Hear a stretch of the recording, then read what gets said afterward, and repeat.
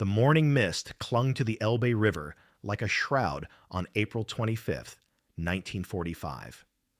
Along the eastern bank, Soviet Guards Captain Viktor Kozlov pressed his weathered hands against the cold metal of his PPSH-41 submachine gun, squinting through the gray dawn toward the unknown western shore. The acrid smell of cordite still hung heavy in the air from the previous day's artillery barrage, mixing with the earthy scent of wet soil and the metallic tang of the river. For 4 years, Kozlov had fought his way from the burning ruins of Stalingrad to this moment, carrying with him not just the weight of his weapons, but the ideological certainty that had sustained him through the darkest hours of the Great Patriotic War. On the opposite bank, somewhere in the morning haze, waited the Americans, those capitalist devils his commissars had warned him about since childhood. This convergence at the Elbe represented far more than a geographic meeting point between two armies. It marked the collision of two vastly different worlds, two opposing ideologies that had been shaped by decades of mutual suspicion and propaganda. For the Soviet soldiers who had clawed their way across 2,000 miles of devastated landscape, America existed only in the abstract, a distant land of bourgeois excess and capitalist exploitation, where the rich grew fat while workers starved. Soviet propaganda films had painted Americans as warmongers and profiteers, merchants of death who sold weapons to the highest bidder while their own people suffered in breadlines during the Great Depression. The very concept of American abundance seemed like capitalist mythology, designed to mask the inherent cruelty of their economic system. Captain Kozlov's education in American evil had begun in the classrooms of his youth, where teachers spoke of Wall Street tycoons who had funded Hitler's rise to power, of American corporations that had traded with Nazi Germany even as Soviet children died in the siege of Leningrad. The commissars reinforced these lessons during political instruction sessions, reading from Pravda articles that described American society as a jungle where only the ruthless survived, where unemployment and poverty stalked the streets while millionaires counted their profits.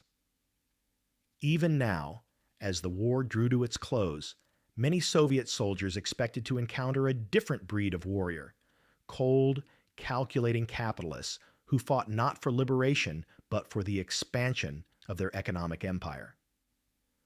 What Captain Kozlov and his men could never have anticipated was the profound shock that awaited them in the form of small rectangular packages wrapped in brown paper and cardboard. The K-ration, that humble symbol of American industrial might and abundance, would challenge everything they believed about their Western allies. These seemingly simple meal packages contained more than just food. They represented an entire philosophy of warfare, a testament to America's unprecedented ability to feed, supply, and sustain not just its own forces, but its allies across the globe. The first encounter came not with fanfare or ceremony, but with the simple human gesture of sharing a meal. As Soviet and American patrols cautiously approached each other along the riverbank, Sergeant Bill Morrison from the 69th Infantry Division reached into his pack and pulled out his morning K-ration. The 22-year-old from Ohio had been carrying these packages for months, treating them as routine sustenance, never considering that the contents might represent something revolutionary to men who had survived on black bread and thin soup for years. Morrison's casual offer to share his breakfast with the Soviet soldiers would prove to be one of the most powerful acts of diplomacy in the war's final days. Captain Kozlov watched in stunned silence as Morrison opened the rectangular package with practiced efficiency.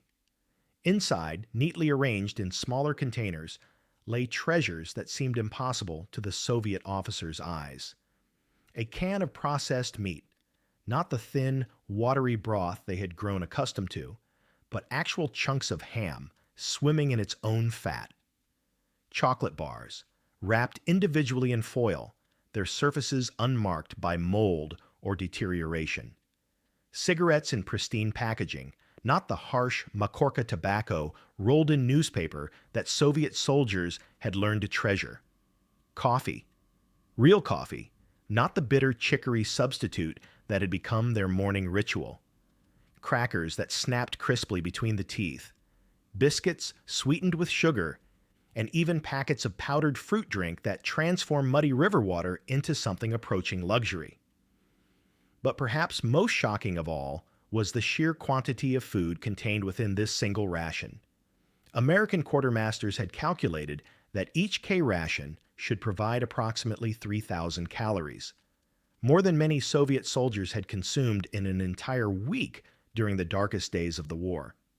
The abundance was not just physical, but philosophical. Here was tangible proof that American industry could produce not just weapons and ammunition, but comfort and sustenance on an unimaginable scale. Every component had been designed with the soldier's welfare in mind, from the waterproof packaging that kept contents dry through river crossings to the included can opener that eliminated the need for improvised tools. As Captain Kozlov bit into his first piece of American chocolate, the sweetness exploding across taste buds that had forgotten such pleasures existed, he experienced what could only be described as an ideological earthquake. This was not the product of a cruel capitalist system that ground workers into dust for profit. This was evidence of a society so prosperous, so organized, so fundamentally different from everything he had been taught, that it challenged the very foundations of his worldview. The chocolate had been produced by workers who were, presumably, well-fed themselves, packaged by machines that represented incredible technological advancement, and distributed through a supply chain that could deliver luxuries to the front lines of battle across thousands of miles of ocean. Soviet war correspondent Vasily Grossman, who witnessed these early meetings between the armies, wrote in his journal about the profound psychological impact of these shared meals. Our soldiers opened American packages like children opening presents on New Year's morning, he observed. But the joy in their eyes was mixed with confusion, as if they were trying to reconcile the evidence of their senses with everything they had been taught to believe. The cognitive dissonance was palpable.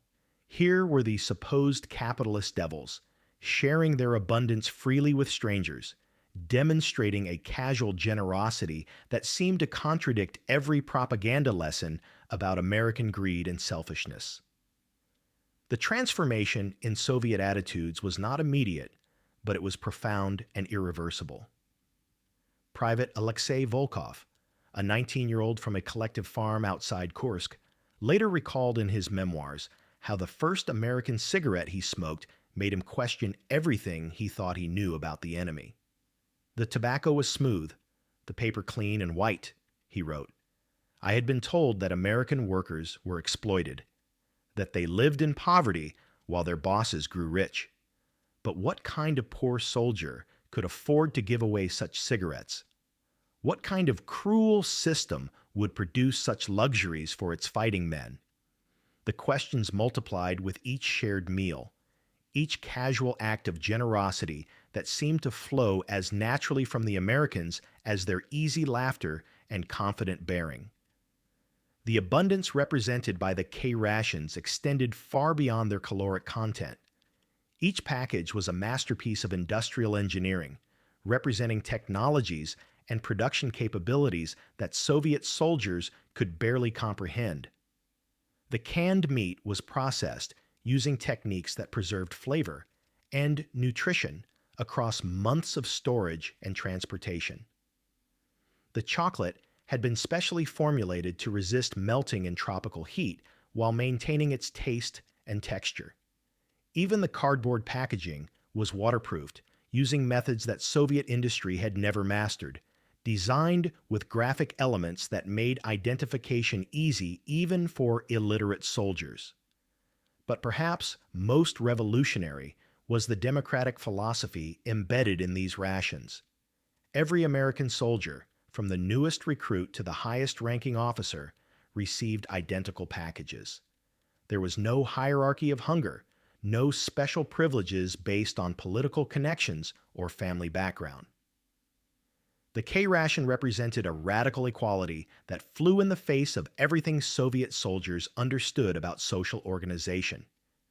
In the Red Army, food distribution often reflected military rank and political standing. Commanders ate better than their men. Party members received larger portions than ordinary soldiers. The American system seemed to declare that every fighting man, regardless of his background or beliefs, deserved the same level of sustenance and comfort. This egalitarian approach to military logistics reflected deeper truths about American society that Soviet propaganda had never acknowledged. The United States had mobilized its entire industrial capacity not just to produce weapons, but to ensure that its soldiers were the best fed, best equipped fighting force in human history. American factories had retooled from producing automobiles to manufacturing not just tanks and aircraft, but millions of K-rations, each one representing a small miracle of mass production and quality control. The logistics network that delivered these rations to the front lines spanned oceans and continents, coordinating shipping schedules, railroad timetables, and supply depot operations with a precision that revealed the true power of capitalist organization. Soviet Colonel Ivan Sidorov, who served as a liaison officer during the Elbe meeting, later wrote extensively about his observations of American military culture. Their soldiers did not hoard food or jealously guard their possessions, he noted. They shared freely, without calculation or expectation of reciprocity. This was not the behavior of men raised in a system of cutthroat competition, but of citizens who had known security and abundance all their lives. The generosity was casual, unreflective. American soldiers gave away cigarettes, chocolate, and coffee. Not as calculated gestures of diplomacy, but as natural expressions of fellowship with men who had fought the same enemy. The psychological impact of this revelation extended far beyond individual Soviet soldiers to challenge the fundamental narratives that had sustained the Red Army through 4 years of brutal warfare. Soviet propaganda had portrayed the war as a struggle between socialism and capitalism, between the brotherhood of workers and the exploitation of the bourgeoisie. The discovery that American capitalism could produce such abundance, such equality of treatment for ordinary soldiers, such casual generosity toward former strangers forced a complete reconsideration of these basic assumptions. The symbolic power of the K-ration grew with each passing day of the Elbe meeting.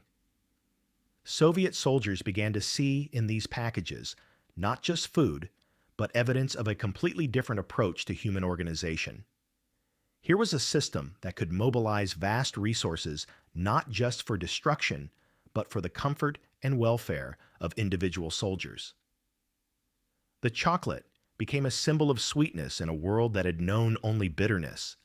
The coffee, a representation of energy and alertness in armies that had survived on exhaustion and determination. The cigarettes, tokens of friendship between men who had been taught to see each other as enemies. American Lieutenant Robert Chen, whose family had emigrated from China in the 1920s, found himself serving as an informal interpreter during many of these encounters. His observations, recorded in letters home, captured the profound transformation he witnessed in Soviet attitudes. At first, they approached our rations like suspicious cats, he wrote to his sister. They would examine each item carefully, as if expecting to find poison or some trick. But when they realized that we were giving them the same food we ate ourselves, that we were not trying to impress them with special packages prepared for propaganda purposes, their entire demeanor changed.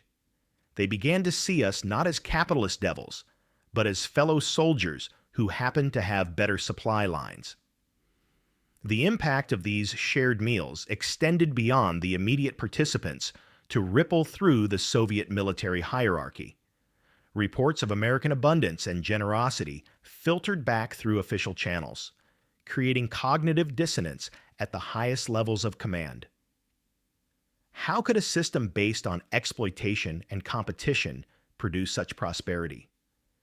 How could soldiers raised in capitalist society display such genuine camaraderie and generosity?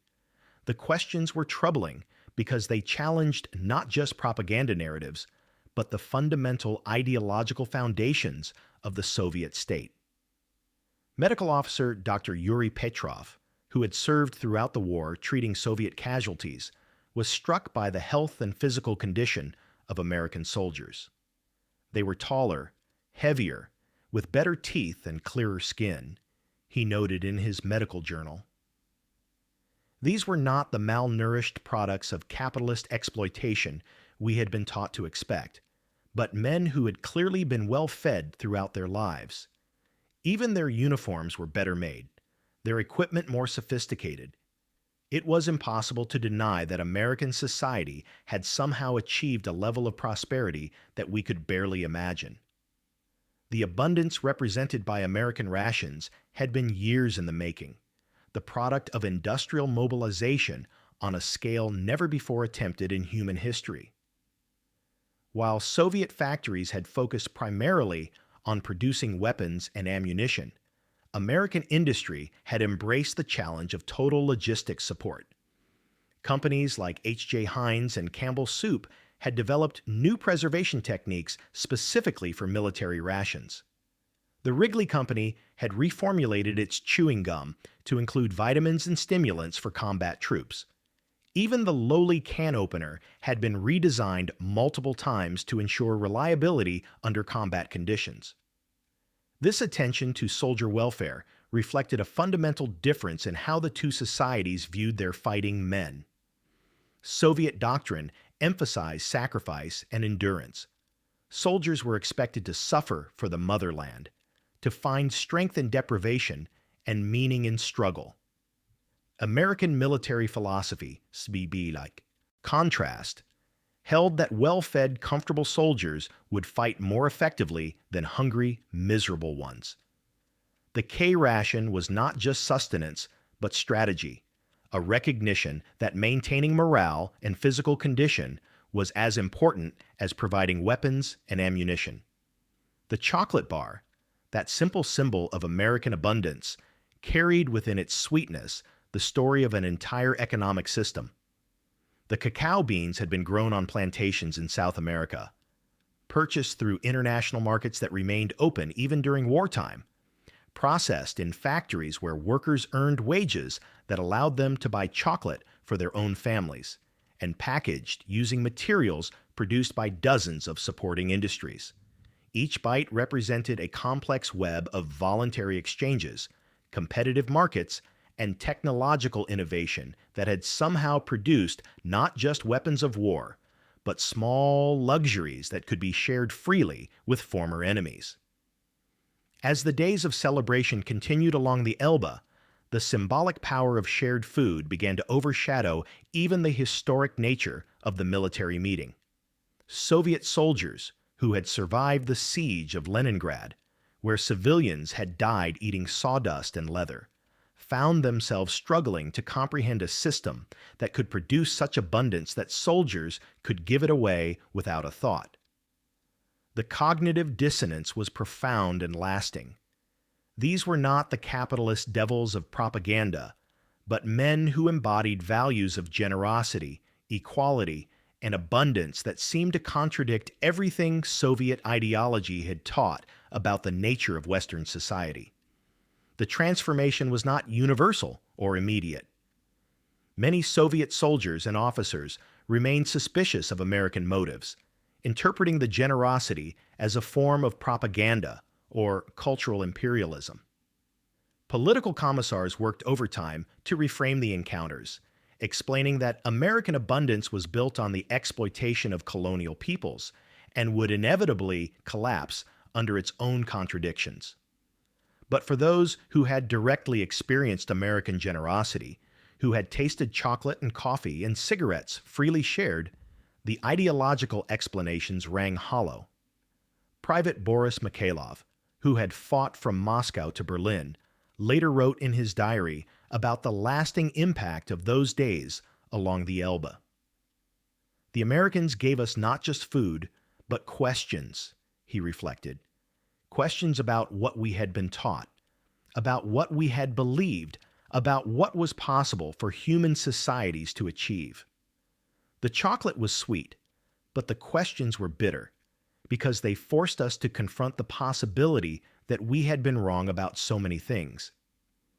The epilogue to this encounter would unfold over decades, as the Soviet soldiers who had tasted American abundance returned home to a society that would soon be sealed behind an iron curtain. Many carried with them memories of those shared meals, stories of generosity, and prosperity that would be passed down to children and grandchildren despite official disapproval. The chocolate bars would be consumed and forgotten, but the questions they raised about human nature, economic systems, and the possibilities for abundance would persist long after the last K-ration had been eaten.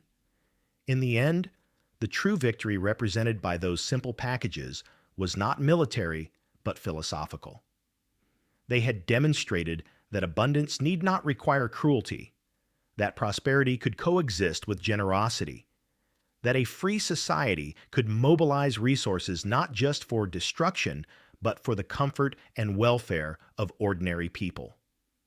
The K-ration had become more than sustenance. It was proof that human beings, given freedom and opportunity, could create systems of unprecedented abundance and voluntary cooperation.